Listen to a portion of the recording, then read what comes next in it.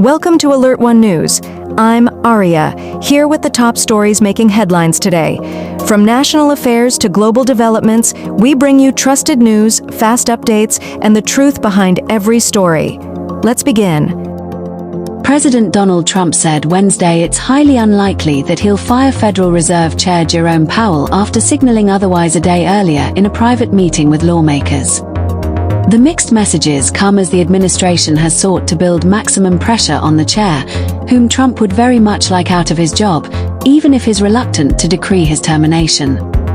When asked if he has completely ruled out firing Powell, Trump told reporters in the Oval Office that he never rules anything out, but it was highly unlikely.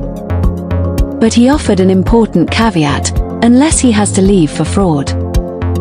Behind closed doors, the president has seemed more intent on axing the chair, who's been a frequent target of his ire, particularly for not lowering interest rates fast enough. In a meeting with lawmakers on Tuesday, he polled them about whether he should fire Powell, a senior White House official told CNN. And he told them that he was going to fire him, maybe Wednesday, pointing to the $2.5 billion renovation plan at the Federal Reserve Building, which he claimed he was not happy about.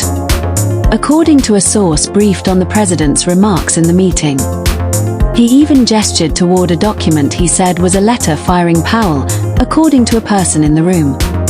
Another person familiar with the meeting said Trump appeared intent on getting rid of Powell and was enthused by the reception from the lawmakers who were encouraging him to fire the chair. He carried out a series of powerful strikes on the Syrian capital Damascus Wednesday, escalating a campaign it says is in support of an Arab minority group involved in deadly clashes with Syrian government forces.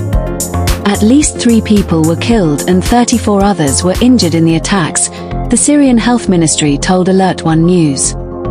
Israel has stepped up its campaign despite pressure from the US, which has made moves to end Syria's international isolation. Syria has strongly condemned Israel for striking several government buildings in Damascus on Wednesday, calling the attacks on targets, including its Ministry of Defense, a dangerous escalation. This blatant attack, which comes within the context of a systematic policy pursued by the Israeli entity to ignite tension, create chaos, and undermine security and safety in Syria, the country's foreign ministry said in a statement on Wednesday. Syria said it will reserve its full legitimate rights to defend its land and people by all means guaranteed by international law, the statement added.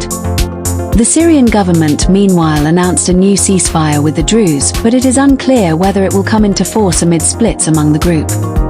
One video from a Syrian television channel showed the Ministry of Defense building being hit live on air during the latest strikes, forcing the anchor to take cover.